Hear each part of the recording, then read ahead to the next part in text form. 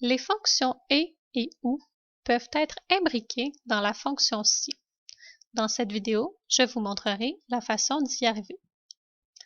Pour commencer ici, j'aimerais calculer une prime de 1000 $ ou 0 $ si un employé occupe un poste de gestionnaire et possède une ancienneté supérieure à 5 ans.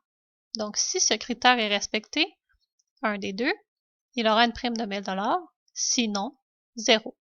On a vu préalablement la fonction et la fonction ou.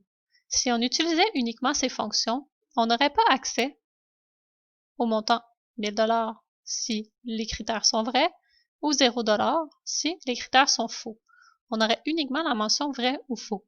C'est donc pourquoi on imbrique la formule et à l'intérieur de la formule si. La façon d'y arriver est de commencer par ouvrir la fonction si. Donc, toujours dans mes fonctions logiques, j'ouvre la fonction si.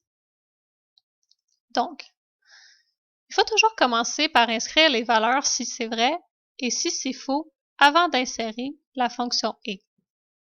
Donc, si c'est vrai, ici que mon employé occupe un poste de gestionnaire et a une ancienneté supérieure à 5 ans, il aura une prime de 1000 $. Si c'est faux, il aura 0. Je me positionne ensuite dans mon test logique et à l'aide ici de la petite flèche, je vais sélectionner la fonction et. Donc ici, j'ai une nouvelle fenêtre qui s'ouvre. Toutefois, ces arguments sont toujours en fonction de la fonction si préalable.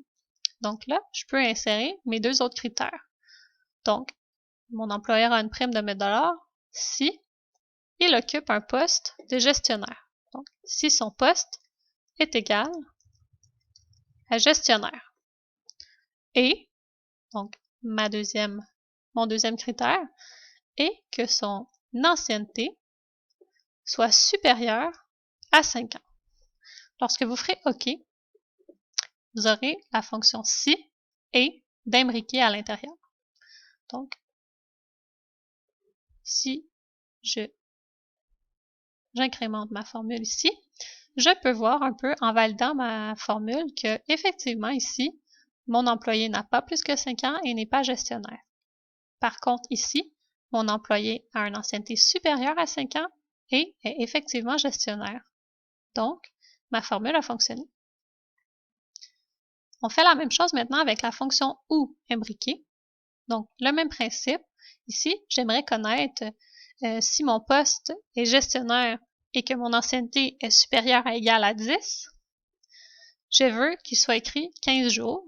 Sinon, mon employé a 10 jours de vacances.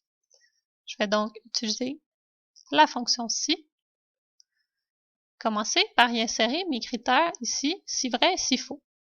Donc, ce qu'on m'a dit, c'est que si ces critères sont respectés, il aura 15 jours de vacances. Sinon, il aura 10 jours de vacances. Donc, dans mon test logique, je me positionne et je vais aller chercher ici ma fonction ou.